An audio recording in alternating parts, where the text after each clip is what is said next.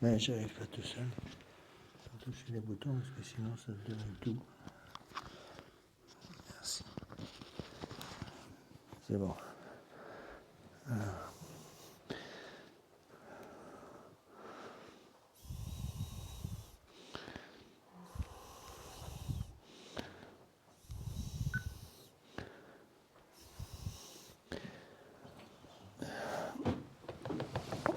Au nom du Père, du Fils et du Saint-Esprit, ainsi soit-il.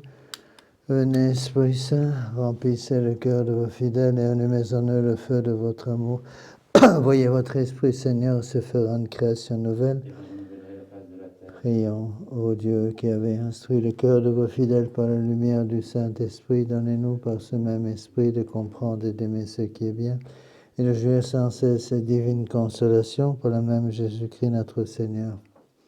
Ainsi soit-il. Je vous salue Marie, pleine de grâce, le Seigneur est avec vous. Vous êtes bénie entre toutes les femmes, et Jésus, le fruit de vos entrailles, est béni. Sainte Marie, Mère de Dieu, priez pour nous pauvres pécheurs, maintenant et à l'heure de notre mort. Ainsi soit-il. Nos saints anges gardiens, Saint Pédis, Saint Joseph, Saint Thomas d'Aquin, au nom du Père et du Fils et du Saint-Esprit, ainsi soit-il. Oups.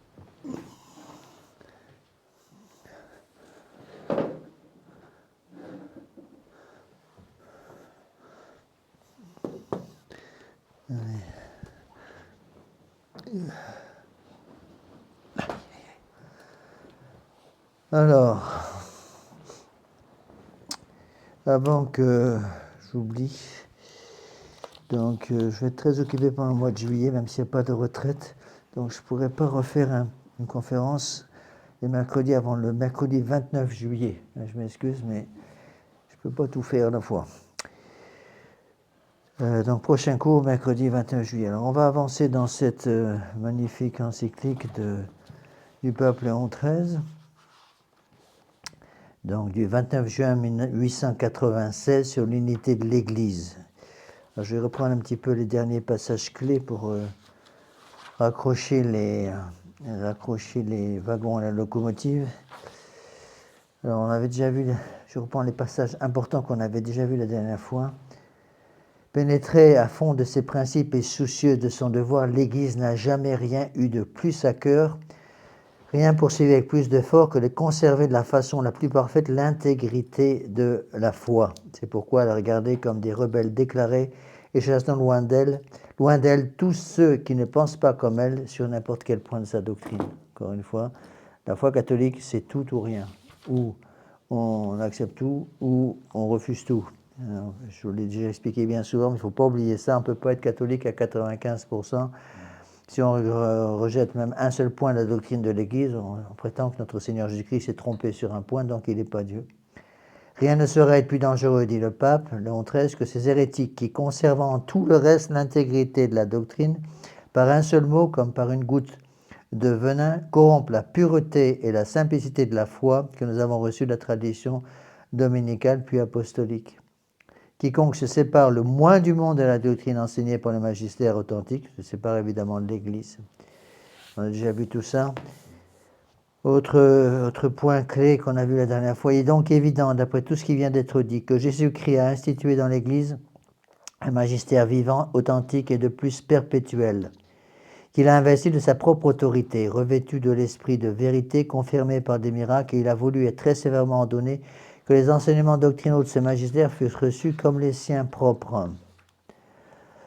Toutes les fois donc que la parole de ce magistère déclare que telle ou telle vérité fait partie de l'ensemble de la doctrine divinement révélée, chacun doit croire avec certitude que cela est vrai, car si cela pouvait être, en quelque manière être faux, il s'ensuivrait, ce qui est évidemment absurde, que Dieu lui-même serait l'auteur de l'erreur des hommes.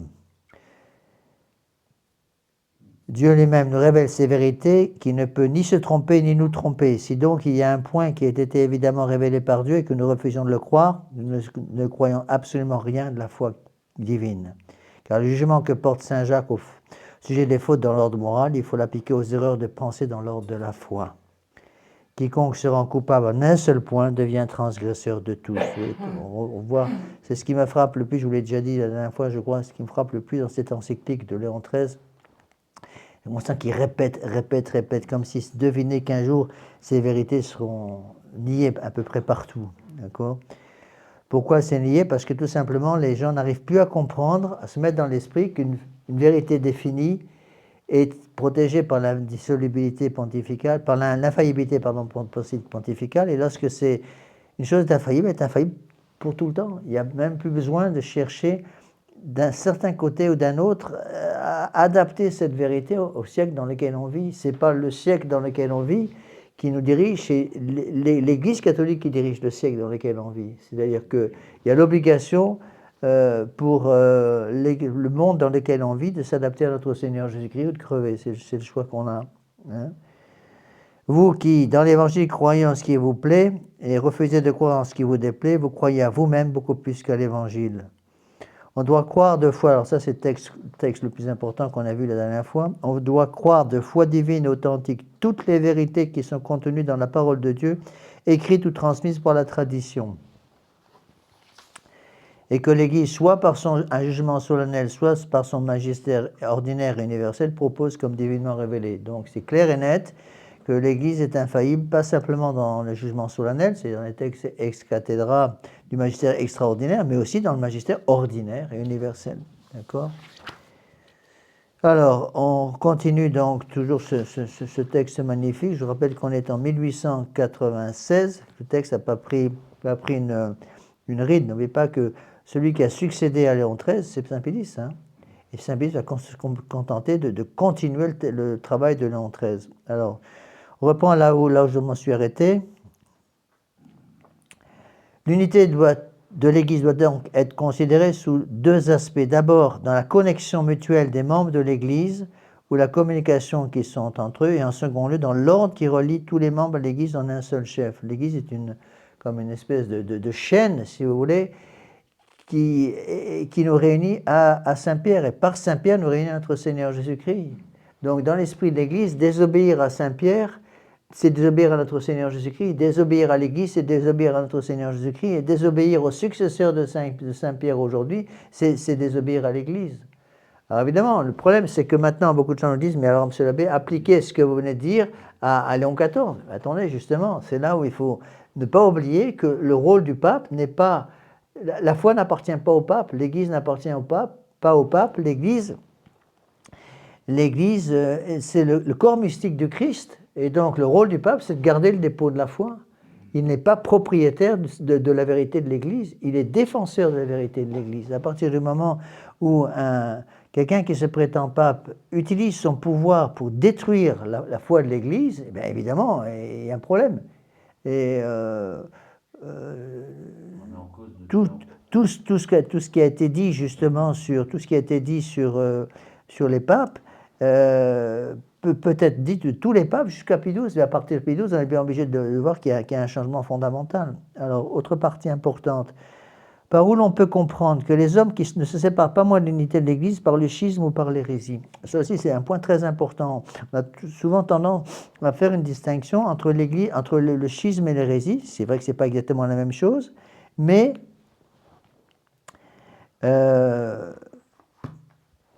dans les deux cas, on se coupe de l'Église, que ce soit par le schisme ou par l'hérésie.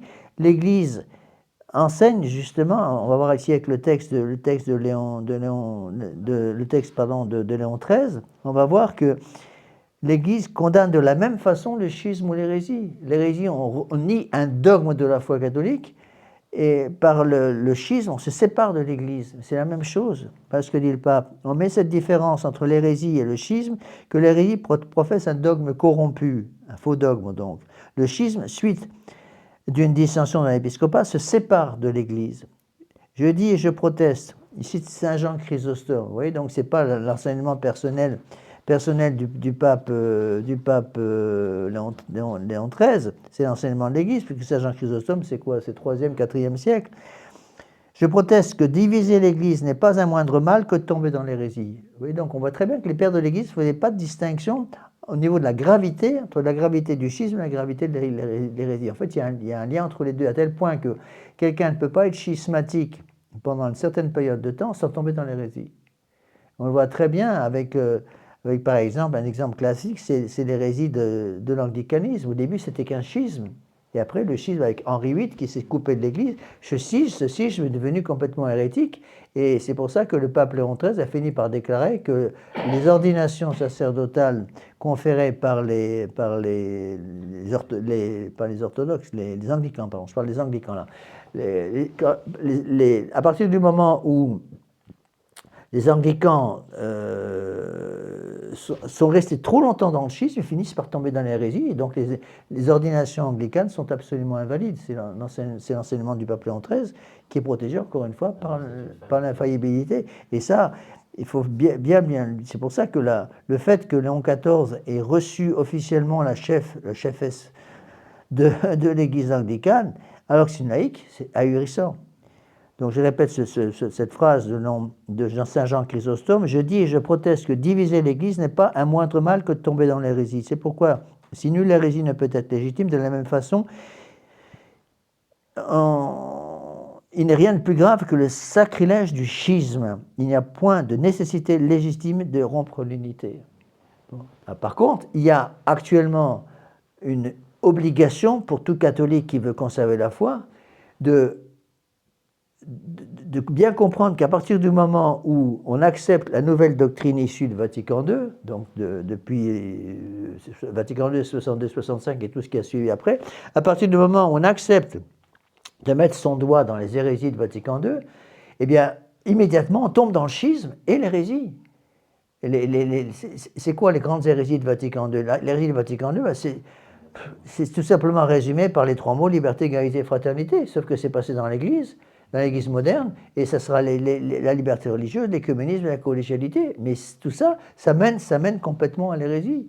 On ne peut pas, c'est ça aussi qu'il faut absolument arriver à comprendre, on ne peut pas être uni avec l'Église actuelle de Rome, donc l'Église de Léon XIV, sans devenir schismatique et hérétique par rapport à l'Église telle qu'elle a été pendant 2000 ans.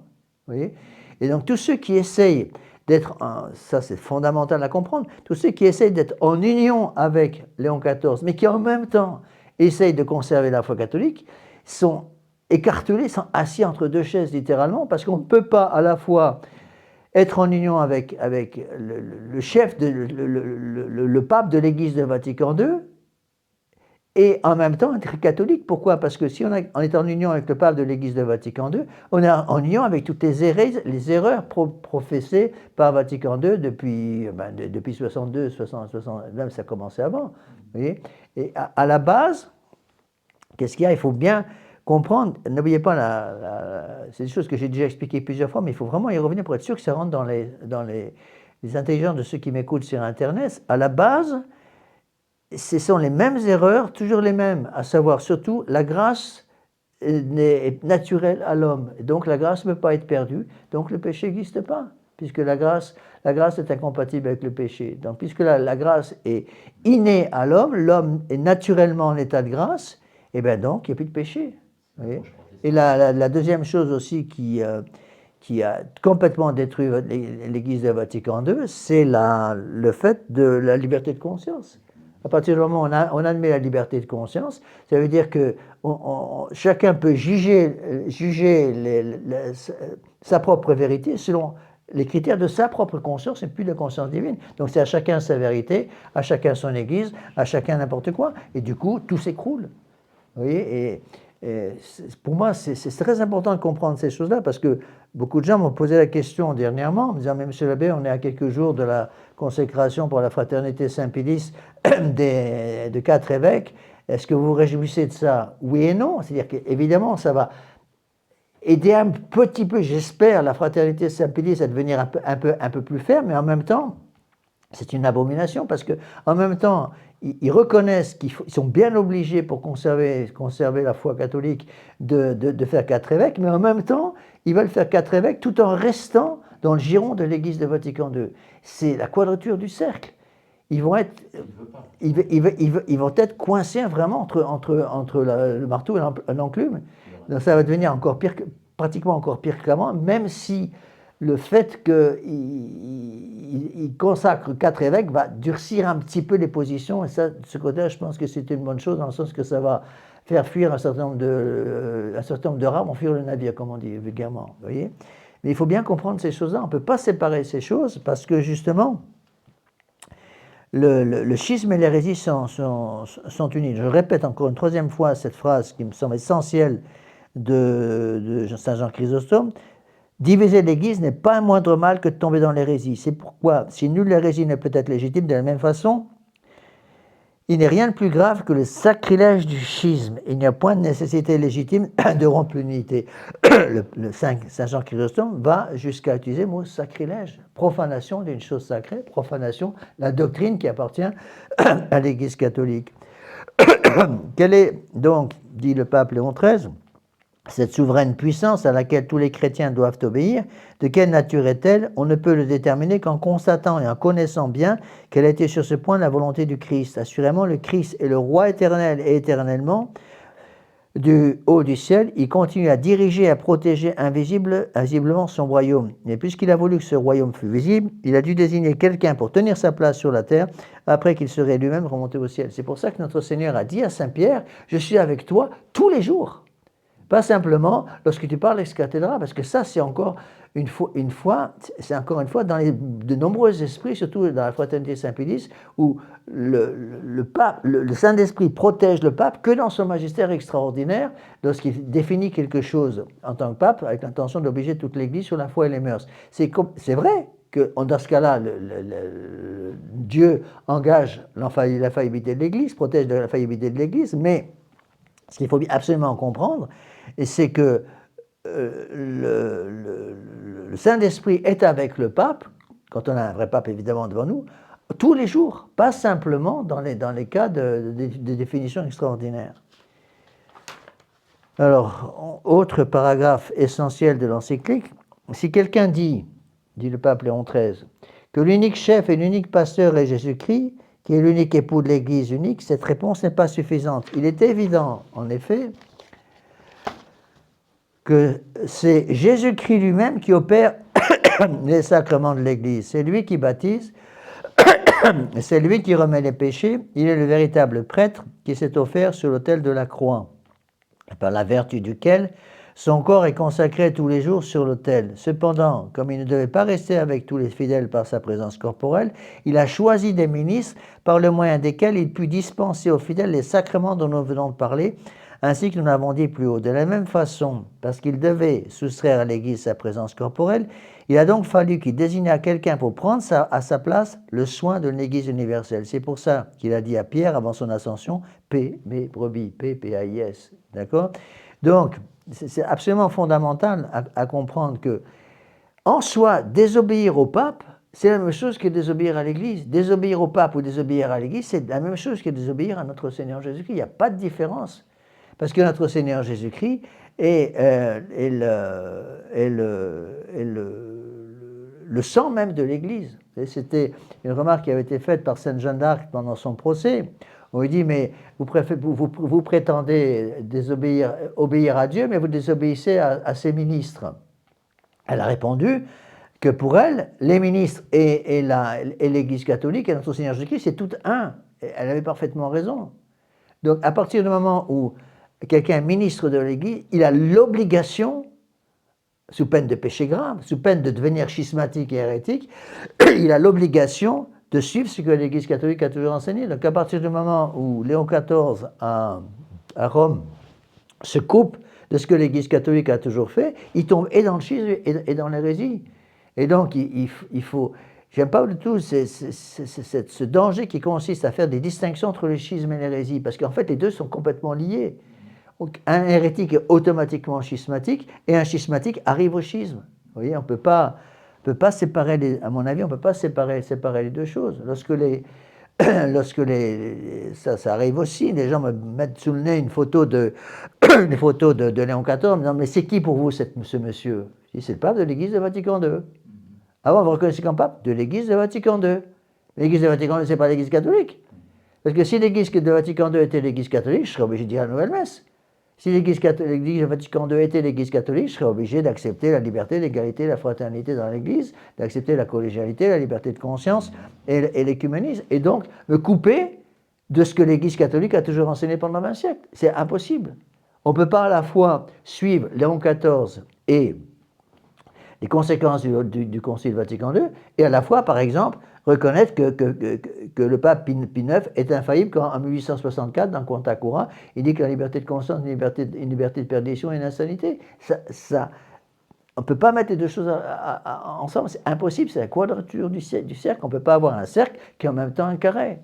Vous voyez? Et ça, pour moi, c'est le danger énorme de ce qui se passe actuellement avec la fraternité Saint-Pie X, c'est qu'ils veulent essayer de conserver plus ou moins ce qu'ils peuvent sauver de la foi catholique, tout en reconnaissant que Léon XIV est toujours le pape légitime de l'Église. Alors, espérons que le bon Dieu leur donne les grâces dont ils ont besoin. La solution, c'est peut-être le Cassiciacou. Ouais, mais non. Mais espérons que Dieu donne à la fraternité les grâces dont la fraternité a besoin pour reconnaître que Léon XIV ne peut pas être le pape de l'Église catholique parce que justement son enseignement ne correspond plus à l'enseignement de l'Église catholique. Quand on sépare de ce que l'Église catholique a toujours enseigné pendant 20 siècles, on se sépare de notre Seigneur Jésus-Christ. Il ne faut pas faire ces distinctions qui sont extrêmement dangereuses. D'accord ? Alors je continue. Monseigneur Lefebvre aujourd'hui serait celui des vacantistes, c'est sûr. Pour moi, c'est absolument évident. Jésus-Christ a donc donné Pierre à l'Église pour souverain chef. Il a établi que cette puissance instituée jusqu'à la fin des temps pour le salut de tous passerait par héritage aux successeurs de Pierre, dans lesquels Pierre lui-même se survivrait perpétuellement par son autorité. J'aimais bien la comparaison qu'utilisait Monseigneur Lefebvre au séminaire quand il nous parlait de ces choses-là. Il nous disait le pape est un facteur. Il transmet une lettre. Ce n'est pas lui qui a écrit la lettre. Il reçoit la lettre, il la lit, il la transmet. Vous voyez ? Donc, encore une fois, il faut toujours revenir aux mêmes choses. L'Église n'appartient pas au pape. La vérité n'appartient pas au pape. La vérité est indépendante du pape. Le pape est là pour défendre la vérité. C'est pour ça qu'il est pape. Il ne veut plus défendre la vérité, donc il n'est plus pape. C'est tout. C'est aussi simple que ça. Assurément, c'est au bienheureux Pierre et en dehors de lui à aucun autre qu'il a fait cette promesse insigne, tu es Pierre, et sur cette pierre, je bâtirai mon Église. C'est à Pierre que le Seigneur a parlé, à un seul, afin de fonder l'unité par un seul. En effet, sans aucun autre préambule, il désigne par son nom et le Père de l'apôtre et l'apôtre lui-même, tu es bienheureux, Simon, fils de Jonas. Et il ne permet plus qu'on appelle Simon, le revendiquant désormais comme sien en vertu de sa puissance. Puis, par une image très appropriée, il veut qu'on l'appelle Pierre, parce qu'il est la pierre sur laquelle il devait fonder son Église. Donc, le rôle du pape, c'est de garder le dépôt de la foi, qui n'appartient pas au pape. Vous voyez ?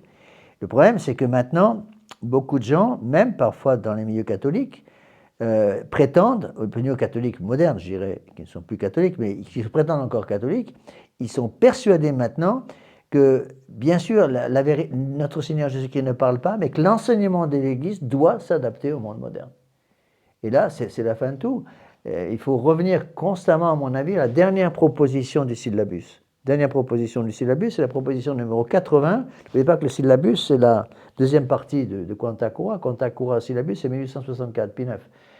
Et il y a une liste de 80 propositions condamnées par l'Église. La dernière dit le pape doit se réconcilier avec le progrès, le libéralisme et le monde moderne. Condamné par l'Église. Ça veut dire quoi? C'est-à-dire que le pape ne doit pas, ne peut pas et ne veut pas se réconcilier avec le progrès, le monde moderne et le libéralisme. C'est le progrès, le monde moderne et le libéralisme qui doivent se réconcilier avec le pape, donc avec notre Seigneur Jésus-Christ, donc avec l'Église.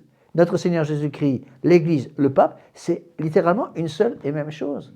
Si quelqu'un qui se prétend pape se coupe de l'Église, se coupe de notre Seigneur Jésus-Christ, se coupe de la vérité.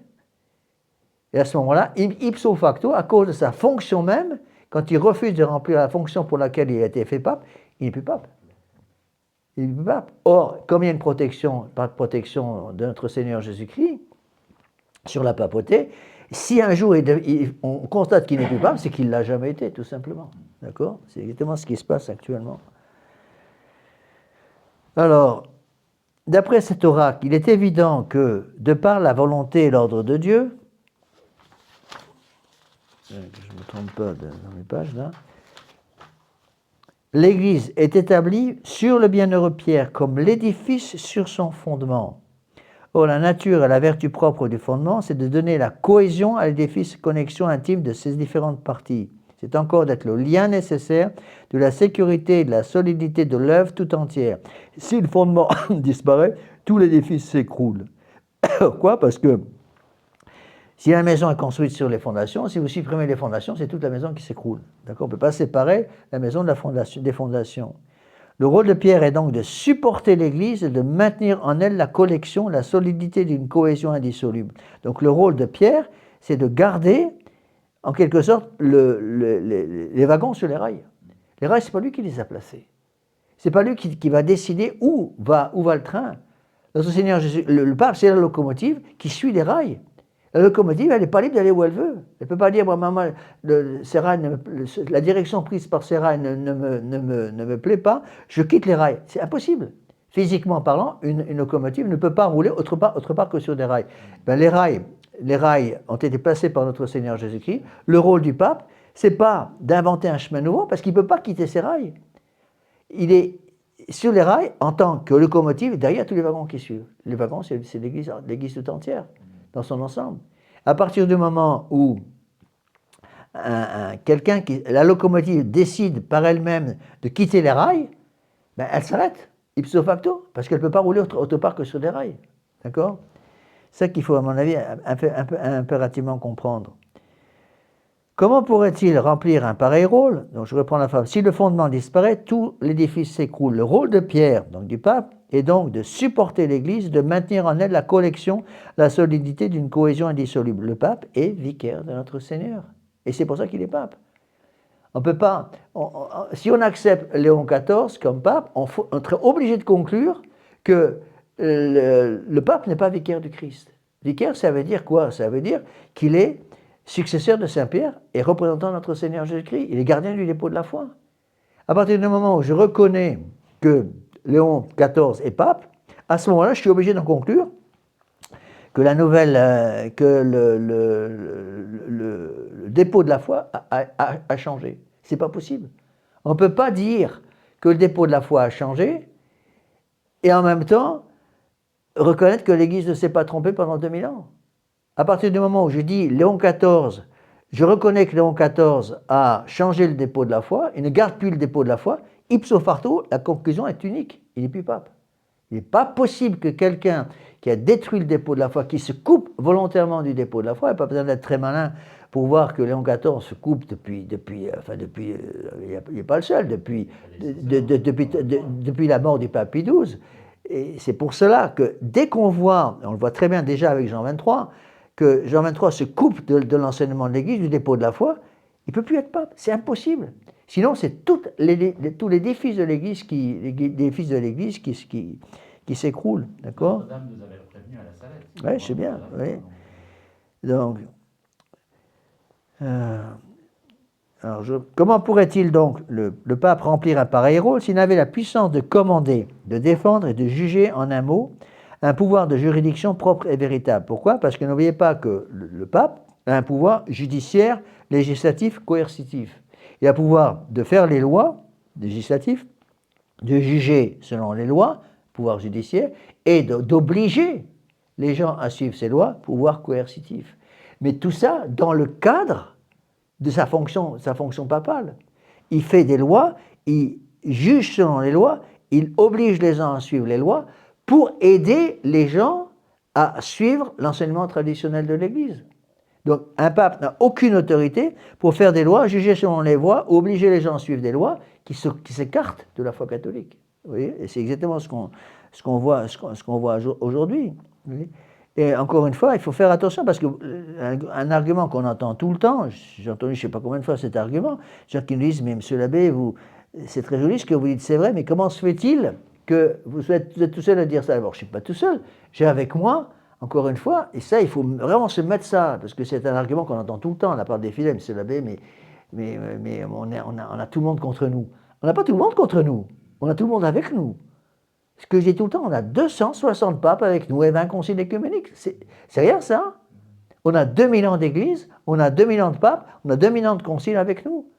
De quoi a-t-on peur? Comment peut-on nous tromper? On peut se tromper justement à partir du moment où on commence à vouloir mettre les rails dans des directions opposées au chemin qu'elle nous indique. Évidemment, si je commence à vouloir fabriquer ma propre voie de chemin de fer avec des voies complètement différentes qui n'ont pas été fondées par notre Seigneur Jésus-Christ, je vais droit dans le mur. C'est exactement ce qui se passe. D'accord? Donc, le pouvoir législatif, judiciaire et coercitif sont au service de l'Église. Comment pourrait-il remplir un pareil rôle s'il n'avait la puissance de commander, de défendre et de juger? En un mot, pouvoir de juridiction propre et véritable. Il est évident que les États et les sociétés ne peuvent subsister que grâce à un pouvoir de juridiction. Une primauté d'honneur ou encore le pouvoir si modeste de conseiller et d'avertir, qu'on appelle pouvoir de direction, sont incapables de prêter à aucune société humaine un élément bien efficace d'unité et de solidité. Donc il faut les trois choses. Pouvoir législatif, judiciaire, coercitif, dans le cadre de la fonction papale. Encore une fois, s'enlever de la cervelle cette idée que le pape est comme un roi et peut décider ce qu'il veut sur la vérité. Le pape est un serviteur. J'aimais beaucoup la formule du Moyen-Âge, serviteur des serviteurs de Dieu. C'est comme ça que signaient les papes au Moyen-Âge. Le pape est serviteur des serviteurs de Dieu. Il est pape dans la mesure où il est serviteur. À partir du moment où le pape commence à se considérer comme roi, il perd sa fonction. Ou, plus exactement, ça veut dire qu'à ce moment, il n'a pas été pape. Il n'a jamais été pape, puisqu'il n'utilise pas les grâces qu'il a reçues pour suivre ce que l'Église catholique a toujours enseigné. Au contraire, dit le pape Léon XIII, c'est une partie un petit peu plus compliquée de l'encyclique, là. Au contraire, ce véritable pouvoir dont nous parlons est déclaré et affirmé dans ces paroles. Les portes de l'enfer ne prévendront point contre elles. Cependant, attention, même si les portes de l'enfer ne peuvent prévaloir contre l'Église catholique, Dieu nous laisse la liberté, nous laisse le... Bon, c'est un cadeau empoisonné, vous allez me dire, mais Dieu nous laisse la liberté de refuser de suivre la voie qui nous est indiquée. Hein? Alors justement, un pape qui est vraiment pape ne peut pas, dans son magistère officiel, en tant que pape, faire autre chose que d'enseigner et protéger la vérité, parce qu'il est protégé justement par une force supérieure à la sienne qui l'empêche de faire des bêtises, en tant que pape. En tant que personne privée, il peut faire tous les péchés possibles et imaginables. C'est pour ça que le pape est infaillible. Quand sur la foi et les mœurs, il parle, sur la foi et les mœurs, c'est l'intention d'obliger toute l'Église, mais qui n'est pas impeccable. Attention. Vous voyez. Alors, vous voyez, la grande difficulté, moi j'ai remarqué aussi une autre difficulté qui se rajoute à tout ce que je viens de dire, c'est l'esprit terrible, l'esprit démocratique.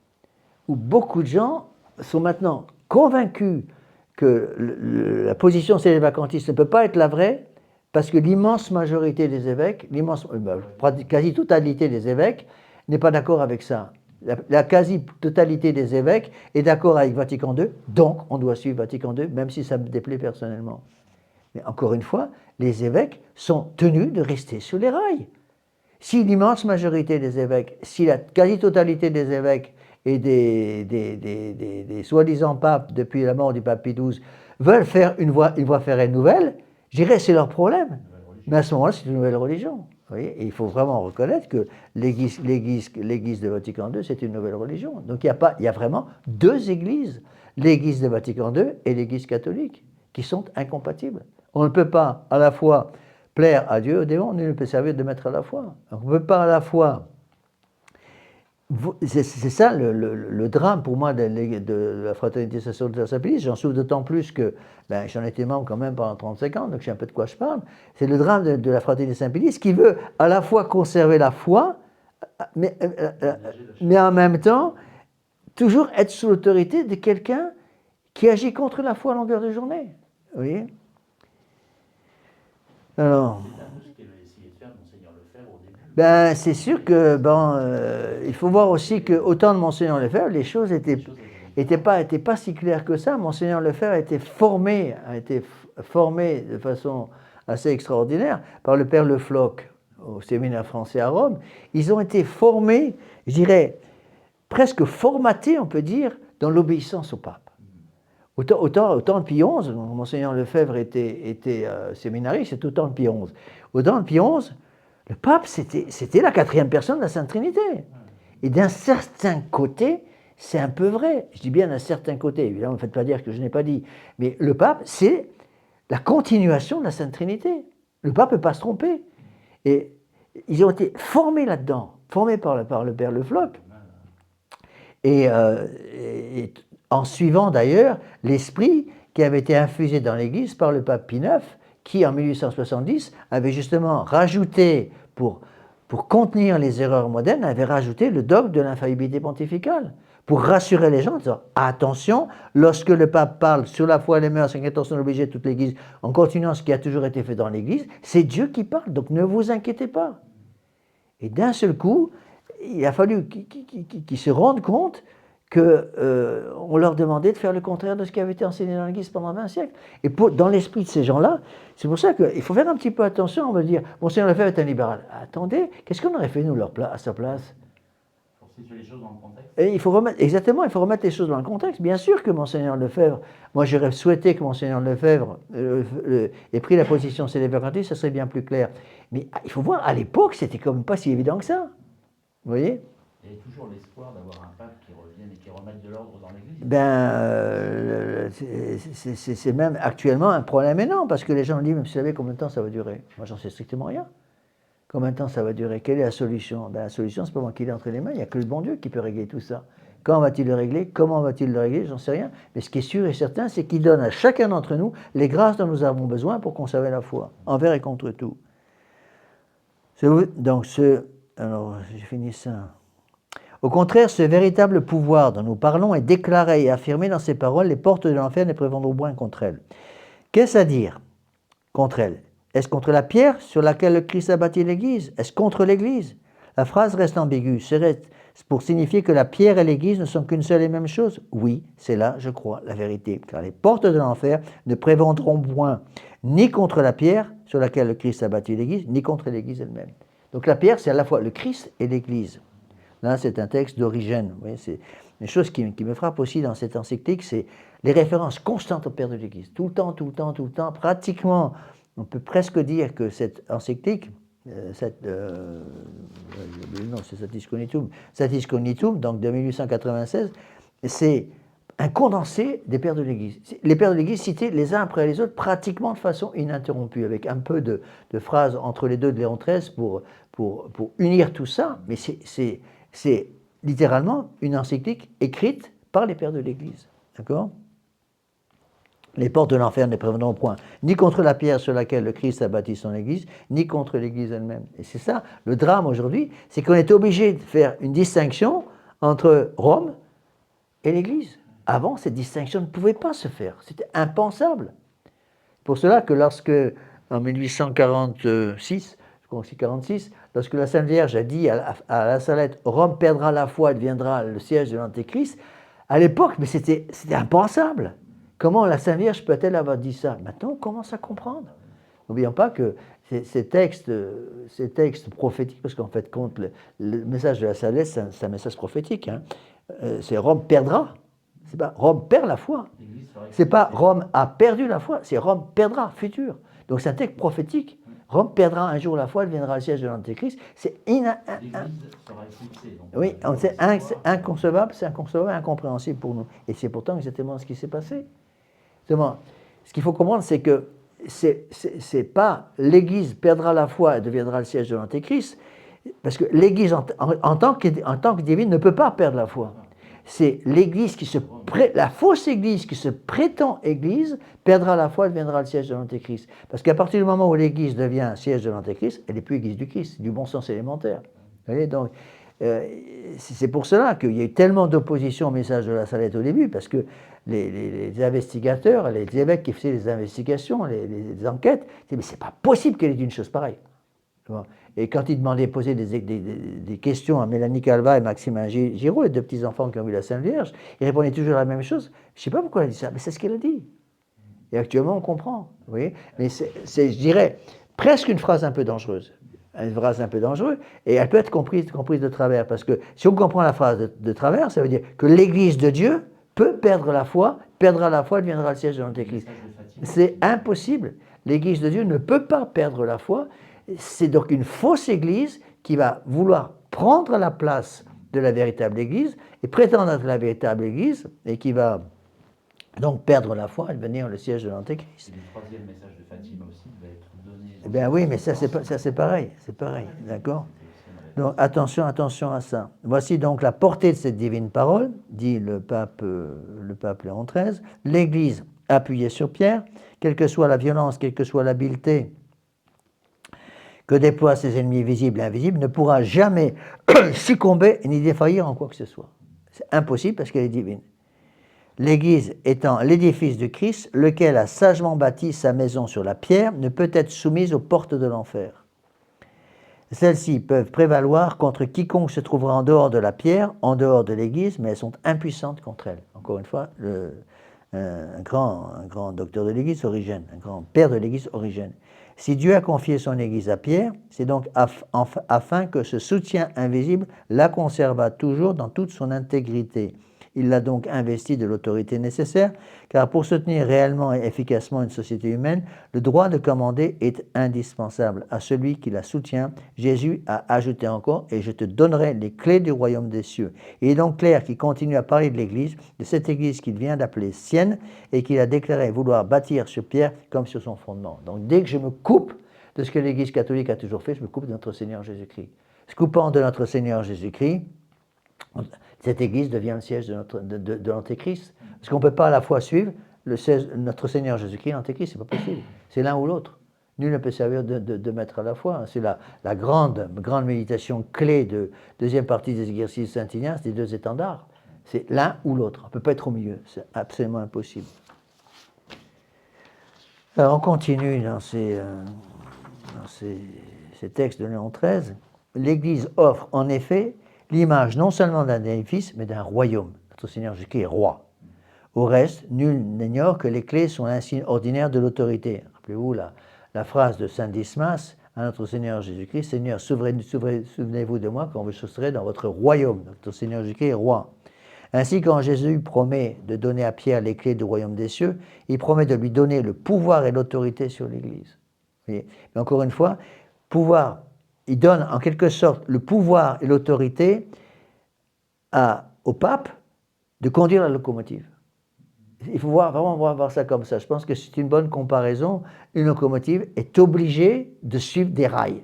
Les rails, c'est pas le chef de gare ou le président du pays qui va les faire. Les rails, elles sont déjà posées par notre Seigneur Jésus-Christ, et elles ont été posées par notre Seigneur Jésus-Christ au début de l'Église, quand notre Seigneur Jésus-Christ a fondé son Église.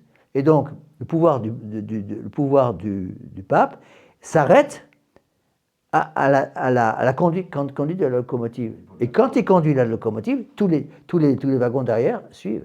Et si un wagon veut se détacher, à ce moment, il s'arrête. Il ne peut plus avancer, c'est le schisme. C'est le schisme et c'est l'hérésie, quoi. Alors, je continue. Ainsi, quand Jésus promet de donner à Pierre les clés du royaume des cieux, il promet de lui donner le pouvoir et l'autorité sur l'Église. Le Fils lui a donné la mission de répandre dans le monde tout entier la connaissance du Père et du Fils lui-même, et il a donné à un homme mortel toute la puissance céleste quand il a confié les clés à Pierre, qui a étendu l'Église jusqu'aux extrémités du monde et qu'il a montré plus inébranlable que le ciel. Ce qui suit encore le même sens. Tout ce que tu liras sur la terre sera lié aussi dans le ciel, et tout ce que tu délieras sur la terre sera délié aussi dans le ciel. Parce que ce qui est dit du pape est analogiquement peut-être dit aussi des prêtres.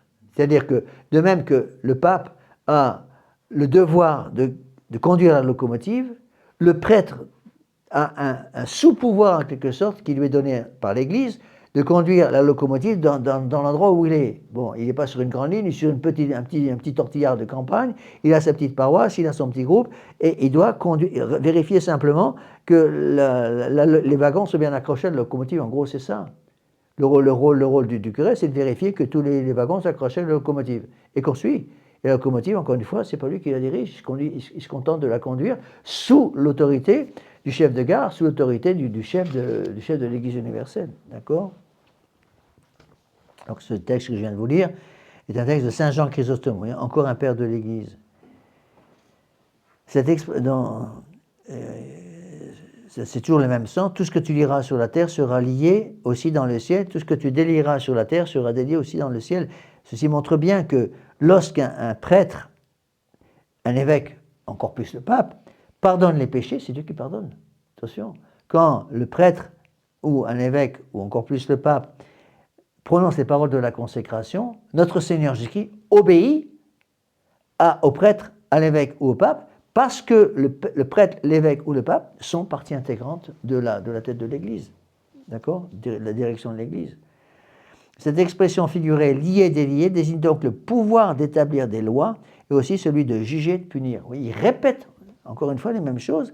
Attention, pouvoir des clés, c'est pouvoir de faire les lois, pouvoir législatif, de juger selon les lois, pouvoir judiciaire, et pouvoir coercitif pour punir. Donc, établir les lois, c'est le pouvoir législatif, juger selon les lois, c'est le pouvoir judiciaire, punir selon les lois, c'est le pouvoir coercitif. Oui. Donc, le pape a ce triple pouvoir dans l'Église, l'évêque dans son diocèse, et le prêtre dans sa paroisse, d'une certaine façon. De toute façon, c'est analogique tout ça, parce qu'il est évident que le fait que le pape ait un pouvoir législatif, ça ne veut pas dire qu'il a le droit de faire des lois qui s'opposent à la raison pour laquelle il est pape. Il est pape, donc il est gardien du dépôt de la foi. Il ne peut pas faire, c'est impensable, qu'il fasse une loi qui aille contre le dépôt de la foi. D'accord ? Et Jésus-Christ affirme que ce pouvoir aura une telle étendue, une telle efficacité que tous les décrets rendus par Pierre seront ratifiés par Dieu. C'est énorme comme phrase. Tous les décrets rendus par Pierre seront ratifiés par Dieu dans la mesure où il reste sur les rails en train de conduire la locomotive là où bon Dieu veut qu'elle aille. Ce pouvoir est donc souverain et tout à fait indépendant puisqu'il n'a sur la terre aucun pouvoir au-dessus de lui et qu'il embrasse l'Église tout entière et tout ce qui est confié à l'Église. On voit très bien, vous voyez, l'autorité à Rome actuellement se sent effectivement mal à l'aise parce que le pape a un pouvoir suprême et en même temps, il veut en même temps pouvoir se couper de l'enseignement de l'Église. Et donc, il est vraiment assis entre deux chaises. Et c'est pour ça que de plus en plus, on voit venir, ça avait déjà été dit par François de façon très claire, encore une histoire de faux pape, mais François l'avait dit de façon très claire, et Léon XIV le répète, ils sont obligés d'en arriver à dire que le pape n'est plus chef de l'Église, il est simplement évêque de Rome. Il est évêque de Rome parce qu'il se rend très bien compte qu'il est en train de se couper de ce que l'Église catholique a fait pendant 20 siècles. Donc, on lui dit, vous êtes pape, donc vous êtes gardien du dépôt de la foi. Je suis pape, oui, mais je ne suis plus gardien du dépôt de la foi. Donc, il se rend très bien compte. Ils ne sont pas fous. Ils ont compris, c'est ça le drame, ils ont compris que ne voulant plus être gardien du dépôt de la foi, ils ne sont plus papes. Ils le savent, finalement, ils savent très bien ces choses-là. C'est pour ça qu'ils persécutent partout tous ceux qui, partout, commencent à vouloir tout changer. Monseigneur Lefebvre nous parlait quand ce séminaire, plusieurs fois il nous en a parlé, nous parlait de ces prêtres qui sont morts de douleur, littéralement, de se rendre compte qu'avec Vatican II, on leur demandait de ne plus faire ce que l'Église catholique avait toujours fait. J'ai souvent donné l'exemple que Monseigneur Lefebvre nous a donné, je ne sais pas combien de fois, il nous a parlé souvent en privé, en privé dans les petits groupes, en récréation, quand on parlait avec lui. Il nous parlait justement de ces missionnaires qui avaient passé leur vie dans ces missions en Afrique, là où était Monseigneur Lefebvre, qui revenaient pendant, une fois tous les 10 ans, ils revenaient passer un mois à la maison chez eux pour avoir un peu leur famille. Et ils se retrouvaient avec une interdiction de l'évêque de retourner en Afrique. Non, non, non, non, non, c'est fini, Père, maintenant. On vous envoie une petite maison de retraite. Vous allez vous reposer, merci pour vos bons et loyaux services. Vous allez vous reposer dans une petite maison de retraite et on vous interdit de retourner là-bas. Et Monseigneur Lefebvre nous a dit, beaucoup sont morts de chagrin parce qu'ils voulaient qu'une seule chose, c'est mourir mourir dans leur mission en Afrique. Ils sont morts de chagrin. Et pourquoi l'Église moderne, empêchait ces missionnaires qui avaient passé 40, 50, 60 ans, ou presque dans certains cas, dans ces pays de mission, à se faire manger par les moustiques tout vivants pendant des années, pourquoi on leur a interdit de revenir? Parce que justement, ils savaient très bien qu'il fallait changer les prêtres et obtenir des prêtres qui n'aient plus cette notion de pérennité de l'Église. Il fallait des prêtres qui acceptent de prendre la nouvelle direction prise par l'Église, une direction démocratique. Et ils savaient très bien que ces vieux prêtres ne changeraient pas, et donc on leur a interdit de repartir en mission. Et beaucoup, Monseigneur Lefebvre nous l'a dit, sont morts de chagrin. Et même en Afrique, quand ils ont vu ces nouveaux prêtres arriver, ils étaient complètement perdus, parce que d'ailleurs, on voit très bien, parce que les nouveaux arrivants, les nouveaux missionnaires avec l'esprit de Vatican II, étaient incapables de prêcher la foi. Qu'est-ce qu'ils ont fait? Ils ont prêché, ils ont appris à planter le sorgho, planter le maïs, je ne sais pas quoi, et à creuser des puits. On ne parlait plus de foi, parce qu'ils avaient perdu la foi. Vous voyez? Alors, on continue avec le texte de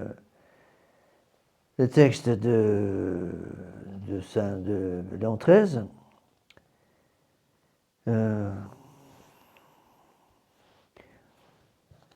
La promesse faite à Pierre a été accomplie au temps où Jésus-Christ, notre Seigneur, après sa résurrection, ayant demandé par 3 fois à Pierre s'il l'aimait plus que les autres, lui dit sous une forme impérative, « paix mes agneaux, paix mes brebis », du verbe paître.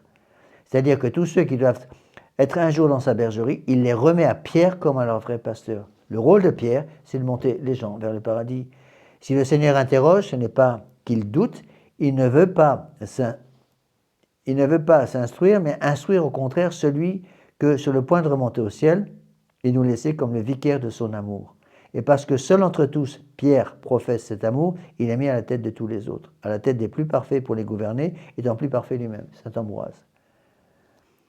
Or, le devoir et le rôle du pasteur, c'est de guider le troupeau, de veiller à son salut en lui procurant des pâtirages salutaires, en écartant les dangers, en démasquant les pièges, en repoussant les attaques violentes.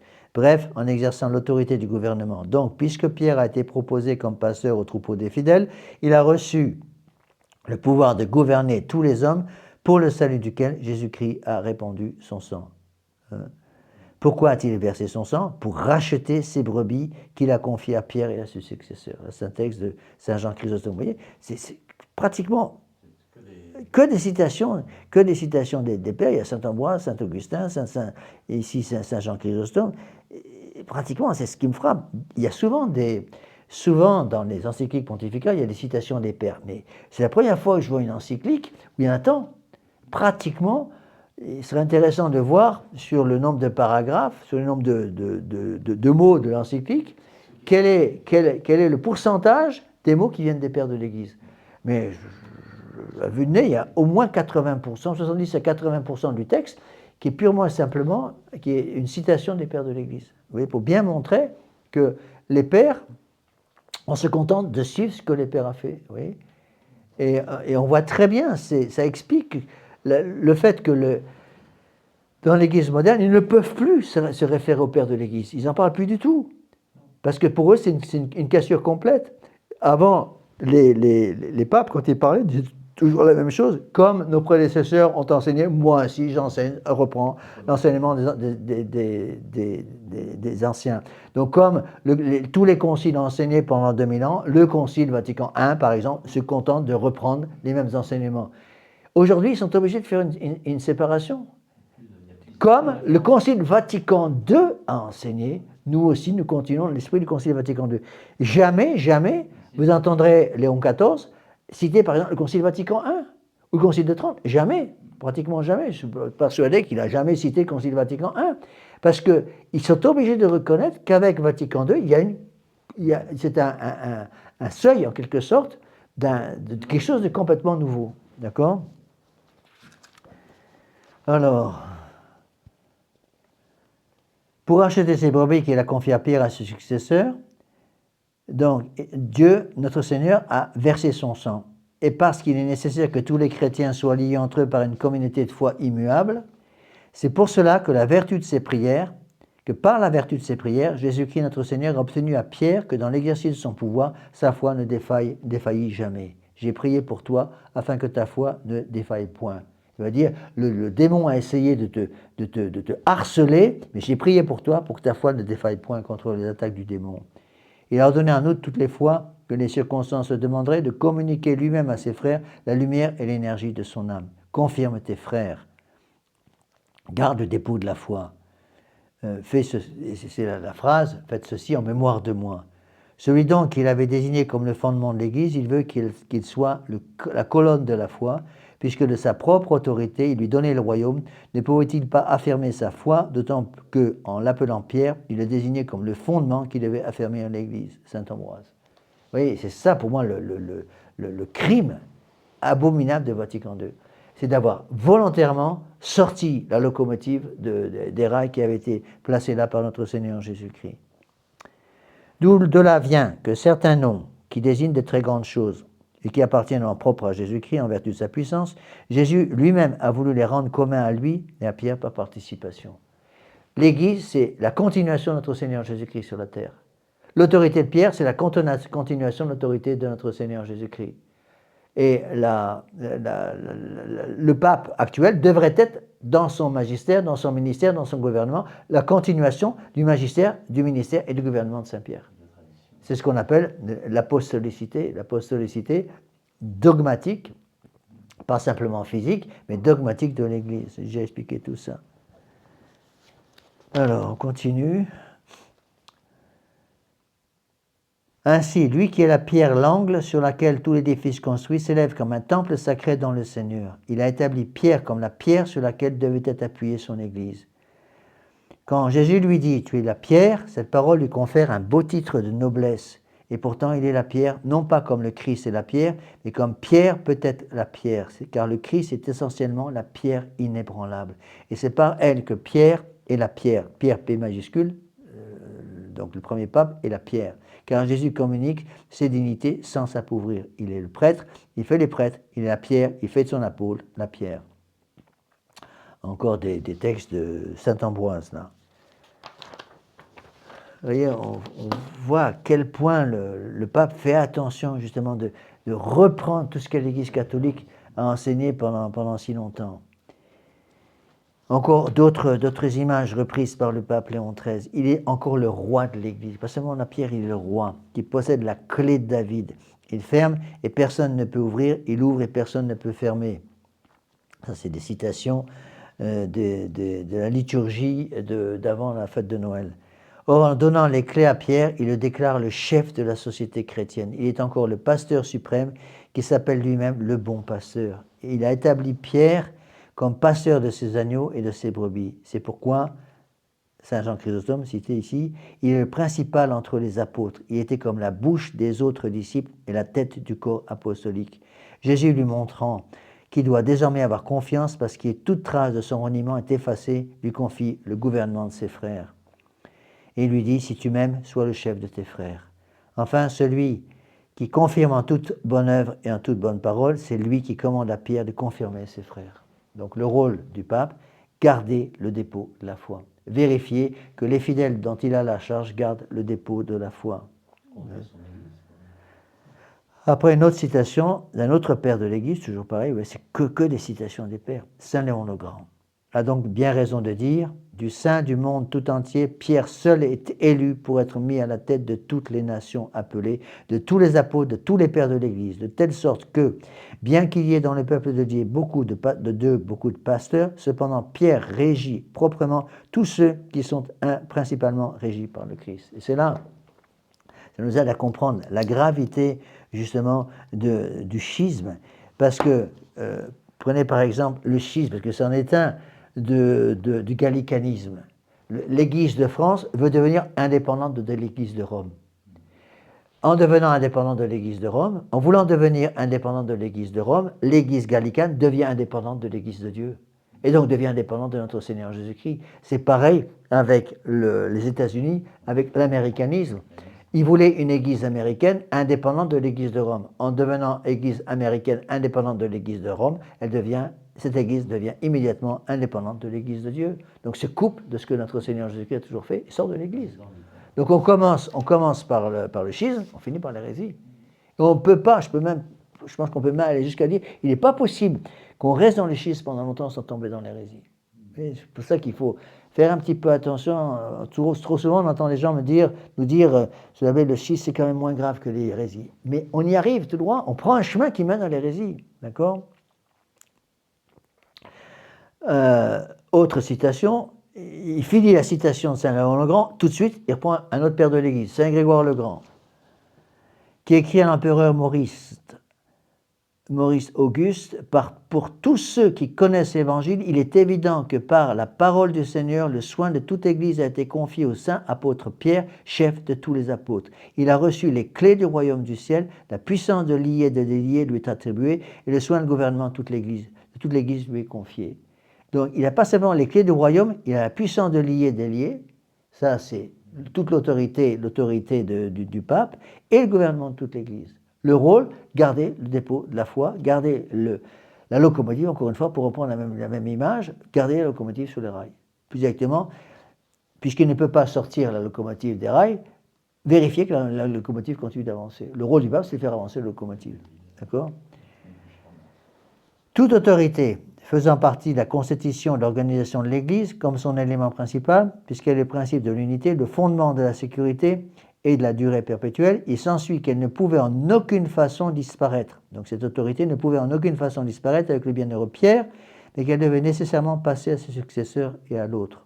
La disposition de la vérité, là il recite encore un père de l'Église, Saint Léon le Grand, la disposition de la vérité demeure donc, et le bienheureux Pierre, persévérant dans la fermeté de la pierre dont il a reçu la vertu, n'a point quitté le gouvernail de l'Église mis dans sa main.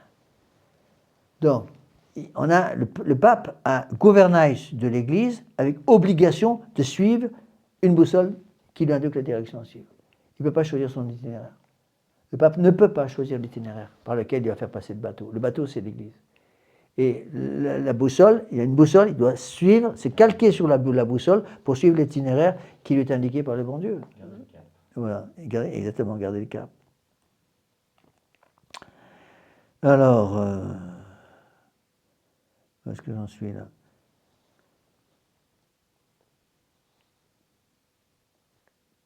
Donc, l'autorité n'est pas cantonnée au bienheureux Pierre, dit le pape Saint Léon, mais doit nécessairement passer à ses successeurs. Donc, le pape a simplement un gouvernement de l'Église, mais ce n'est pas lui qui est propriétaire du bateau. Il a une cargaison dont il a la charge, ce n'est pas lui qui est propriétaire de la cargaison, ce n'est pas lui qui a pouvoir de jeter la cargaison en la mer. Alors là, on repart sur d'autres passages fondamentaux de l'encyclique. C'est pourquoi les pontifes qui succèdent à Pierre dans l'épiscopat romain possèdent de droit divin le suprême pouvoir dans l'Église.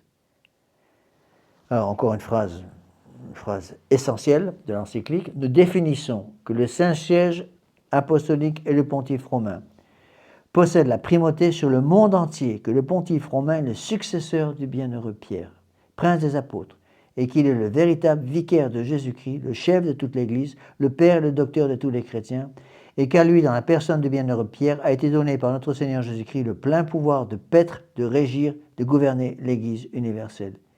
Ainsi que cela est contenu aussi dans les actes des conciles écuméniques et dans les sacrés canons.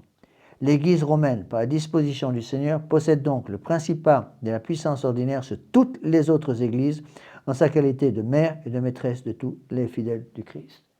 Et donc, quand aujourd'hui on nous parle de toutes ces églises acéphales, c'est-à-dire de ces églises qui ont perdu contact avec l'église catholique en mettant des églises comme l'église musulmane ou l'église bouddhiste ou l'église orthodoxe ou toutes ces églises au même niveau que l'église catholique, c'est une abomination. C'est une abomination parce que c'est mettre à ce moment-là notre Seigneur Jésus-Christ au niveau des faux dieux. D'accord ? Donc, on revient toujours aux mêmes choses. Le pape est successeur du bienheureux Pierre. D'accord ? Il est successeur du bienheureux Pierre, mais il n'est pas successeur du Christ. Et le drame dans l'Église de Vatican II, c'est que leur pape se prend pour le successeur du Christ. Et si le pape est successeur du Christ, alors il est Dieu. Donc Léon XIV prend pour Dieu.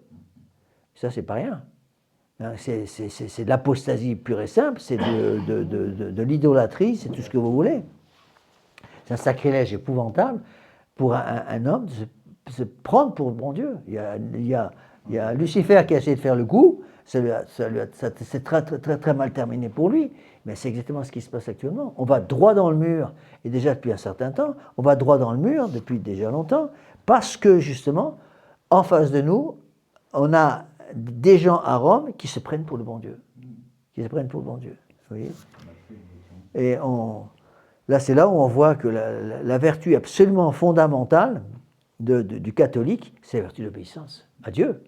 La vertu d'humilité à notre Seigneur Jésus-Christ. Vous voyez ? C'est le début du principe et fondement de ces principes et fondements de Saint Ignace. L'homme a été créé pour adorer, honorer, servir Dieu et sauver son âme. Donc j'ai été créé, donc je suis dans un état de créature, je suis dans un état d'obéissance pour servir Dieu. Servir Dieu, ça veut dire quoi ? Ça veut dire obéir. Oui. Donc, c'est ça le drame, c'est que Léon XIV, pour moi, c'est la désobéissance incarnée. C'est l'incarnation de la désobéissance, parce qu'en se prétendant pape, il se coupe de ce que l'Église catholique a toujours fait. Il désobéit à 2000 ans d'Église, 20 conciles œcuméniques et 260 papes. Ça, c'est l'abomination, la désolation dans le sanctuaire. C'est exactement ça. D'accord ? Donc, il faut revenir à ces choses-là. Et c'est ça qui doit être pour nous notre grande espérance. La grande espérance, elle est là. C'est qu'on suit ce que l'Église catholique a toujours fait. Donc, on n'a rien à craindre. On n'a rien à craindre. Bien sûr, on est mis au banc par tout le monde. On est considéré comme les derniers des derniers. On donne tous les pouvoirs à tous les ennemis de l'Église, partout. Mais qu'est-ce que vous voulez ? On est obligé de continuer ce que l'Église catholique a toujours fait. Vous voyez ? Alors, on en arrive à des abominations. Alors, les gens posent des cris de pitoie avec ces abominations. Mais elles sont logiques. Il n'y a pas longtemps, qui est-ce qui m'a envoyé un document comme ça ? J'ai oublié le nom de l'évêque et l'endroit où c'était. Un évêque qui a supprimé, je crois que c'était en Italie, qui a supprimé la procession de la fête Dieu et qui l'a remplacée par une messe LGBT. On va où comme ça ? L'homme qui est mis à la place du bon Dieu. C'est le démon qui prend la place de Dieu. Je ne servirai pas. D'accord ? Tel était déjà auparavant, dit le pape Léon XIII, le sentiment unanime de l'Antiquité qui, sans la moindre hésitation, a toujours regardé et vénéré les évêques de Rome comme les successeurs légitimes du bienheureux Pierre. Qui pourrait ignorer combien nombreux, combien clairs sont sur ce point les témoignages des saints pères, bien éclatants, celui de saint Irénée, encore un autre père de l'Église, qui parle ainsi de l'Église romaine. C'est à cette Église que, à cause de sa prééminence supérieure, toute Église doit nécessairement se réunir. L'Église de Rome est la première des locomotives. Et les autres locomotives doivent suivre la première. Vous voyez, on ne voit pas ça en France. Quand j'étais en Australie, il y avait ces trains de minerais qui faisaient des kilomètres de long. Et il y avait 3 locomotives au début, 1 kilomètre de train, 3 locomotives, 1 kilomètre de train, encore 3 locomotives. Il y avait parfois 9 locomotives pour tirer les trains de minerais qui pesaient des milliers de tonnes. Plusieurs kilomètres de long. Mais c'est ça, vous voyez. Notre devoir, on s'accroche à la locomotive. Et la première locomotive, c'est qui ? C'est le pape ? Mais non. La première locomotive, c'est le Christ. C'est lui la locomotive. Et c'est lui qu'on doit suivre. D'accord ? Alors, il continue de citer les pères, Saint Cyprien cette fois-ci. Il affirme lui aussi que de l'Église romaine, qu'elle est la racine et la mère de l'Église catholique, la chair de Pierre est l'Église principale d'où est née l'unité sacerdotale. Il appelle la chair de Pierre parce qu'elle est occupée par le successeur de Pierre. L'Église principale à cause du principat conféré à Pierre et à ses légitimes successeurs, celle d'où est née l'unité parce que dans la société chrétienne, la cause efficiente de l'unité est l'Église romaine. Vous supprimez justement la première locomotive, tout s'arrête, littéralement. Sans locomotive, le train ne peut pas avancer. Parce que les wagons n'ont aucun pouvoir mécanique par eux-mêmes de progresser sur la voie. Ils ne peuvent pas. Il n'y a plus de locomotive, ça s'arrête. Tout s'arrête. D'accord ? Et donc, en fait, c'est ça qu'il faut arriver à faire comprendre à ceux qui m'écoutent sur Internet. Le pape Léon XIV, actuellement, est en train de détruire l'unité de l'Église. Il nous accuse, nous catholiques, il nous accuse de détruire l'unité de l'Église. C'est lui qui détruit l'unité de l'Église. En se coupant de ce que l'Église catholique a toujours fait, en se coupant de ce que les conciles œcuméniques ont enseigné pendant 2000 ans, en se coupant de tous les papes pendant 2000 ans, il se coupe de l'unité, il détruit l'unité. C'est pour ça que le pape Léon XIII a intitulé le sous-titre de son encyclique Satis Cognitum, 1887, sur l'unité de l'Église. L'unité de l'Église. Donc, là... Mais là, c'est l'unité des fausses églises avec Vatican II. Ben, oui, mais l'unité de l'Église, dans l'esprit de l'Église, c'est l'unité centrée sur notre Seigneur Jésus-Christ. La voie ferrée monte vers le ciel et pas ailleurs. Alors, on continue. On arrive presque au bout, là. Il faudra encore, je pense, deux cours pour arriver à terminer cela. Et recite encore un père de l'Église. C'est pourquoi saint Jérôme écrit en ces termes à Damas. Damas, c'est le pape qui avait demandé à saint Jérôme d'écrire la Vulgate. C'est pourquoi saint Jérôme écrit en ces termes à Damas, saint Damas, je crois qu'il est canonisé. Je parle aux successeurs du pécheur et aux disciples de la croix. Je suis lié par la communion à votre béatitude, c'est-à-dire à la chair de pierre. Je sais que sur cette pierre est bâtie l'Église. La méthode habituelle donc de saint Jérôme pour reconnaître si un homme est catholique, c'est de savoir s'il est uni à la chair romaine de Pierre. Si quelqu'un est uni à la chair de Pierre, c'est mon homme. Et c'est parfaitement exact. Donc la méthode habituelle d'un catholique pour reconnaître si Léon XIV est pape catholique, c'est de savoir s'il suit ce que l'Église catholique a toujours enseigné. Est-ce que Léon XIV est d'accord avec les 20 premiers conciles œcuméniques? Est-ce que Léon XIV est d'accord avec tout ce qu'a enseigné l'Église depuis Saint-Pierre jusqu'à Pie XII? Et il n'y a pas besoin d'être très malin pour voir qu'ils ne sont plus d'accord, puisqu'ils veulent tout casser.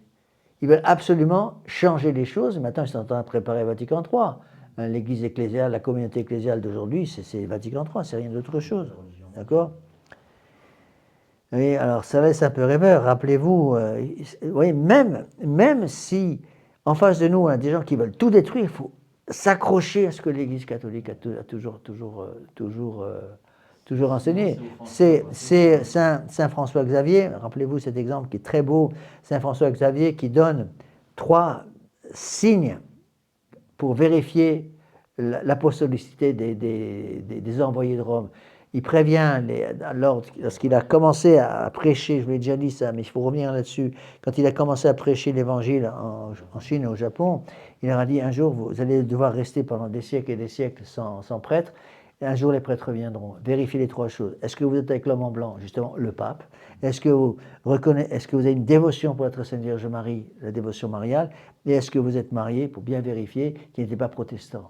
Vous voyez? Et c'est exactement ça. Donc il faut s'accrocher à ces 3 choses. Plus que jamais, il faut s'accrocher au pape. D'accord? Et là, je ne suis pas du tout d'accord avec un confrère comme ça qui dit mais le pape, c'est pas très important. Il n'a rien compris. Le pape, c'est capital. C'est précisément parce que nous n'avons plus de pape à Rome pour nous donner la direction à prendre que toute l'Église s'écroule. Il n'y a plus d'autorité, il n'y a plus d'autorité dans l'Église, donc tout s'écroule. Donc, si quelqu'un est uni à la chair de Pierre, c'est mon homme. Si quelqu'un est uni aux 20 conciles œcuméniques, c'est mon homme. Si quelqu'un est uni aux 260 papes qui ont fait l'Église, c'est mon homme. Si quelqu'un est uni au contraire avec le 21e concile œcuménique qui dit le contraire de ce qu'ont dit les 20 premiers conciles œcuméniques, c'est pas mon homme. C'est l'homme d'une Église qui n'est plus la mienne. Si l'Église de Vatican II est unie et se sépare des 260 papes qui ont précédé, c'est que c'est une autre Église. Vous voyez? Et tout est comme ça. Tout est comme ça. Ensuite, tout de suite, fermez les guillemets, ouvrez les guillemets. Saint Augustin, par une méthode analogue, Saint Augustin, qui déclare ouvertement que dans l'Église romaine, c'est toujours maintenu le principal de la chair apostolique. Il affirme donc que quiconque se sépare de la foi romaine n'est point catholique. Pratiquement, c'est une répétition de ce qui a été dit auparavant par d'autres pères de l'Église. Donc, quiconque se sépare de la foi romaine n'est point catholique, même s'il se sépare sur 1%, attention. Même si je nie un petit, entre guillemets, dogme de la foi catholique, C'est fini, je ne suis plus catholique. On ne peut croire que vous gardiez la véritable foi catholique, vous qui n'enseignez pas qu'on doit garder la foi romaine. De même, Saint Cyprien, vous voyez, il cite tous les pères, les uns à la suite des autres. De même, Saint Cyprien, être en communion avec Corneille, c'est être en communion avec l'Église catholique. Celui qui est en communion avec 20 siècles d'Église est en communion avec notre Seigneur Jésus-Christ, parce que celui-là appartient à l'Église catholique. Celui qui n'est plus en communion avec 20 siècles, 20 conciles œcuméniques et les 260 premiers papes n'est plus catholique, parce qu'il se coupe de ce que l'Église catholique a toujours fait. D'accord ? L'abbé Maxime, je ne sais pas qui c'est, je sais pas de qui il parle, je ne sais pas s'il parle d'un père de l'Église. L'abbé Maxime enseigne également que la marque de la vraie foi et de la vraie communion, c'est d'être soumis au pontife romain. Et là, il cite, il va citer encore une affirmation très importante. Si quelqu'un veut n'être point hérétique et ne point passer pour tel, qui ne cherche pas à satisfaire celui-ci ou celui-là, qu'il se hâte de satisfaire en tout le siège de Rome. C'est ça, c'est une citation de cet fameux abbé Maxime. Le siège de Rome satisfait, tous, partout, et d'une seule voix le proclamons pieux et orthodoxe. Car si l'on veut persuader ceux qui me ressemblent, c'est en vain qu'on se contenterait de parler si on ne le satisfait et si l'on implore le bienheureux pape de la très sainte Église des Romains, c'est-à-dire le siège apostolique. D'accord ? Donc, on va nous reprocher de pratiquer l'obéissance aveugle. Ce n'est pas l'obéissance aveugle. C'est l'obéissance aveugle à notre Seigneur Jésus-Christ, puisque notre Seigneur Jésus-Christ est Dieu, il ne peut pas se tromper. Si le pape parle ex cathedra, comme vicaire de notre Seigneur Jésus-Christ, en obéissant au pape, on obéit à Dieu. Dieu ne peut pas se tromper puisqu'il est Dieu. Je crois fermement que, étant Dieu, vous ne pouvez ni vous tromper, ni nous tromper. D'accord ? D'après donc cet abbé Maxime, voilà, d'après lui, dit le pape Léon XIII, non, c'est encore une autre citation d'un père. D'après lui, la cause et l'explication de ce fait, c'est que l'Église romaine a reçu du Verbe de Dieu incarné lui-même, et d'après les saints conciles, selon les saints canons et définitions, elle possède sur l'universalité des saintes Églises de Dieu, qui existent sur toute la surface de la terre, l'empire et l'autorité en tout et pour tout, et le pouvoir de lier et de délier. Car lorsqu'elle lie et délie, le Verbe qui recommande aux vertus célestes lie ou délie aussi dans le ciel. Donc on ne peut pas séparer le fait que le pape lie ou délie avec le fait que notre Seigneur lie ou délie. C'est la même chose. Quand je dis, pour nous prêtres, on s'en rend compte de façon extraordinaire, quand je dis à un pécheur qui aime bien m'accuser ses péchés au confessionnal, ego te absolvo a peccatis tuis in nomine Patris et Filii et Spiritus Sancti, je t'absous de tous tes péchés au nom du Père, du Fils et du Saint-Esprit. C'est pas simplement l'Église qui absout, c'est Dieu lui-même qui absout. À tel point que, je vous l'ai déjà dit, mais ça c'est très important à comprendre, que si un prêtre disait par fausse humilité que notre Seigneur Jésus-Christ t'absolve, ça serait invalide. Ça serait invalide, il n'y aurait pas de confession. Il faut dire « je t'absous de tous tes péchés » parce que le prêtre agit in persona Christi. C'est la même chose pour la messe. Si, dans la messe, le prêtre disait « ceci est le corps du Christ », la messe serait invalide. Il n'y aurait pas présence réelle, il n'y aurait pas sacrifice. C'est le fruit du travail des hommes. Oui, donc ça c'est fondamental à comprendre. Donc, c'est pas « ceci est le corps du Christ », ceci est mon corps. Le prêtre agit in persona Christi. Et c'est ça qu'ils ont supprimé dans la nouvelle liturgie. Dans la nouvelle liturgie, le prêtre n'est plus que le représentant du peuple, et donc il n'agit plus in persona Christi, il agit en personne du peuple, pour représenter le peuple. Le peuple est représenté en quelque sorte par le prêtre, qui devient donc un simple directeur d'ONG, quoi, c'est tout. Et l'Église catholique, c'est ce qu'elle est devenue. L'Église moderne de Vatican II, c'est ce qu'elle est devenue, une simple ONG. Résultat des courses, plus personne ne se convertit. Vous voyez ? Et j'ai eu, je ne sais pas si je l'ai dit à ce cours ou non, mais j'ai reçu encore je l'ai dit peut-être anciennement, je ne me rappelle plus, une personne qui a une demande de baptême que je ne connais pas encore, mais avec laquelle je suis en contact par message ou par téléphone, qui me demande le baptême. Elle est allée voir son curé pour demander le baptême, qu'il avait envoyé au groupe néocatéchuménaux pour qu'elle suive les cours avec une dame qui fait les cours, et laïcs qui font les cours pour préparer au baptême. Et elle a claqué la porte le jour où cette dame a commencé à citer les textes du Coran. À lire le Coran, oui. Lire le Coran en plein cours de préparation catéchétique pour un baptême. Elle a claqué la porte, elle est partie, elle me téléphone. Comment elle a eu? Elle me dit qu'elle y pensait déjà un peu avant, mais ça a été la goutte d'eau qui a fait déborder le vase. Et elle m'a dit, monsieur l'abbé, je voudrais être baptisé, et puis il faut préparer son automariage et tout, derrière, il y a tout ça à faire à la fois. Et c'est ça qui est extraordinaire, c'est de voir comment le bon Dieu aujourd'hui rattrape tous ces gens. Mais maintenant, il n'y a pas une seule semaine qui passe sans que je reçoive ou un message, ou un coup de téléphone, ou de gens qui me demandent le baptême, qui me demandent l'acceptation dans l'Église catholique. Vous voyez, parce que je me rends compte aussi que, moi j'avoue que j'y croyais pas beaucoup, il faut bien remercier tous ceux qui m'ont poussé à faire ça, qui ont l'idée géniale de commencer les shorts. Les shorts, c'est ça, hein, parce que beaucoup de gens sont arrivés au site par l'intermédiaire des shorts, parce qu'il y a certains shorts qui ont été vus plus d'1 million de fois. D'où sortent tous ces gens, j'en sais strictement rien. Pourquoi est-ce qu'ils viennent ici? J'en sais rien, moi. Bon, il faut moi-même que je me maintienne dans l'humilité, parce qu'il ne faut pas que ça me monte à la tête, ces histoires-là. Mais parce que maintenant, on en arrive à un tel point, je me rends compte, il faut que je fasse moi-même très attention à ça. C'est que même, parfois, quand je dis aux gens, mais écoutez, moi je veux bien essayer de commencer à vous préparer au baptême, mais essayons de voir si je ne peux pas trouver un prêtre en qui j'ai confiance, un vrai prêtre catholique, qui habite dans votre coin, qui puisse vous préparer au baptême. Non, monsieur l'abbé, on veut absolument que ce soit vous, parce que vous, on vous connaît par votre site.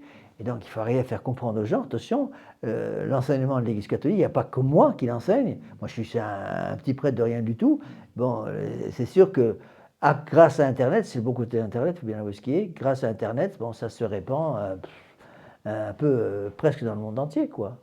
Enfin, si Internet peut être utilisé pour ça, Deo gratias, vous voyez, c'est quand même important, d'accord? Alors, je continue ce paragraphe-là pour terminer, moi, cette partie-là. Alors, si quelqu'un veut n'être point hérétique et ne point passer pour tel, qui ne cherche pas à satisfaire celui-ci ou celui-là, qui se hâte de satisfaire en tout le siège de Rome. Le siège, je répète, le siège de Rome satisfait tous, partout, et d'une seule voix le proclamons pieux et orthodoxe. Car si l'on veut persuader ceux qui me ressemblent, c'est en vain qu'on s'en contenterait de parler si on est satisfait et si l'on implore le bienheureux pape de très sainte Église des Romains, c'est-à-dire le siège apostolique. Voici, d'après lui, la cause et l'explication de ce fait, c'est que l'Église romaine a reçu du Verbe de Dieu incarné lui-même, et d'après les 5 conciles, selon les 5 canons et les définitions qu'elle possède, sur l'université des saintes Églises de Dieu, qui existe sur toute la surface de la terre, l'empire et l'autorité en tout et pour tout, le pouvoir de lier et de lier. Et elle est la seule Église à avoir ce pouvoir de lier et de lier. Lorsqu'elle lie et délie, le Verbe qui commande aux vertus célestes lie ou délie aussi dans le ciel. Dieu ne peut lier et délier que dans son Église. Il ne lie pas, ne délie pas hors de l'Église. C'est toujours dans son Église. Alors attention, il faut faire attention à un problème, parce que les gens me disent, monsieur l'abbé, je suis dans un endroit où je n'ai pas de père, et j'ai pas de prêtre. Puisque vous dites que le prêtre seul peut, au nom de l'Église, lier et délier, comment je fais, puisque je suis dans un endroit, dans un pays où il n'y a pas de prêtre? Réponse, notre Seigneur Jésus-Christ a le pouvoir de passer au-dessus des sacrements. C'est-à-dire quelqu'un, ça, je reçois régulièrement des messages de ce genre aussi, monsieur l'abbé, j'habite dans un endroit où j'ai pas de prêtre, je ne peux pas aller parce que le premier prêtre, il faut que je fasse 300-400 km en voiture, je ne peux pas à cause des enfants, à cause des finances, à cause de la vieille voiture qui ne va pas, jamais tenir 600 km aller-retour, je ne peux pas aller voir ces prêtres. Qu'est-ce que je fais?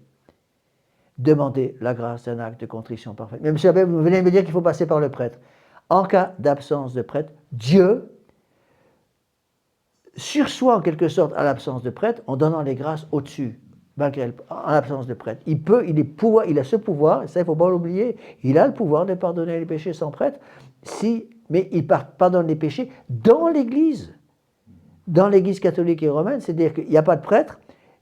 Demandez la grâce d'un acte de contrition parfaite, c'est regretter vos péchés par pur amour du bon Dieu, et le bon Dieu va vous pardonner vos péchés. L'Église a toujours enseigné ça. Et c'est comme ça que, par exemple, pour revenir à l'exemple des Japonais et des Chinois, pendant 3 siècles, ils se sont trouvés sans prêtre, comment ils ont fait pour se confesser?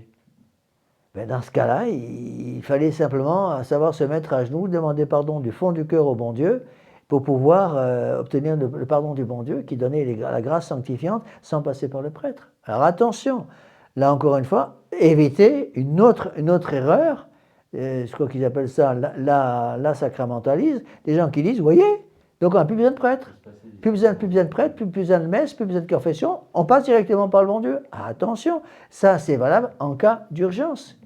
C'est la même chose pour le baptême d'ailleurs. Oui, c'est la même chose pour le baptême. Vous voyez, pour le baptême, c'est à peu près la même chose. Imaginez quelqu'un qui ne puisse pas recevoir un baptême d'eau parce qu'il est tout seul sur une île déserte, qui demande le baptême et il n'y a personne pour le baptiser, il ne peut pas demander à un singe de le baptiser. Il a un baptême de désir qui va remplacer en quelque sorte le baptême d'eau. Il y a un baptême véritable de désir. C'est pareil pour tous ces millions de martyrs qui ont été martyrisés pour notre Seigneur Jésus-Christ, qui n'étaient que catéchumènes. Ils avaient le baptême de désir. Mais quelqu'un ne peut pas dire pour autant, j'ai un désir de baptême, donc je me passe du baptême d'eau. Attention, le baptême de désir n'est exploitable en quelque sorte que dans le cas d'impossibilité de recevoir un baptême d'eau. C'est pareil pour l'Église. Quelqu'un ne pourrait pas dire ce qu'on entend aujourd'hui, parfois surtout de ces gens qui se font appeler les Japonais, j'ai un prêtre à ma disposition qui est vraiment prêtre pour pardonner mes péchés, j'ai commis un péché mortel, je m'abstiens d'aller voir ce prêtre parce que je me contente d'un simple acte de contrition parfaite. Attention, là, votre contrition parfaite est invalide parce que vous avez la possibilité d'aller voir un prêtre.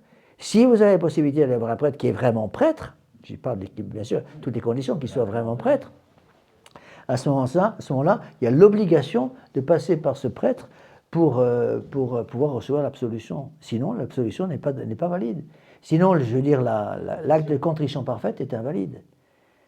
D'accord ? Donc, lorsque l'Église lit et délie, le Verbe qui commande aux vertus célestes lit ou délie aussi dans le ciel. C'est donc un article de foi chrétienne. C'est un point reconnu et observé constamment, non par une nation ou par un siècle, mais par tous les siècles et par l'Orient, non moins que par l'Occident, que rappelé au synode d'Éphèse. Le synode d'Éphèse, c'est 431. C'est le grand synode qui a déclaré la très sainte Vierge Marie, Mère de Dieu, par l'influence de Saint Cyril d'Alexandrie, je crois, ou Jérusalem, Alexandrie. Sans soulever aucune contradiction, le prêtre Philippe, légat du pontife romain, déclare, ouvrez les guillemets, il n'est douteux pour personne, et c'est une chose connue de tous les temps, que le saint bienheureux Pierre, prince et chef des apôtres, colonne de la foi et fondement de l'Église catholique, a reçu de notre Seigneur Jésus-Christ, Sauveur et Rédempteur du genre humain, les clés du royaume, et que le pouvoir de lier et de délier les péchés a été donné à ce même apôtre qui, jusqu'au moment présent et toujours, vit dans ses successeurs et exerce en eux son autorité. Notre Seigneur Jésus-Christ vit par le sacerdoce. Notre Seigneur Jésus-Christ vit par l'épiscopat. Notre Seigneur Jésus-Christ vit par la papauté. Vous voyez ? Et c'est pour ça que le démon fait tout actuellement pour couper la papauté de l'Église de toujours. À partir du moment où la papauté se coupe de l'Église de toujours, elle quitte la voie ferrée.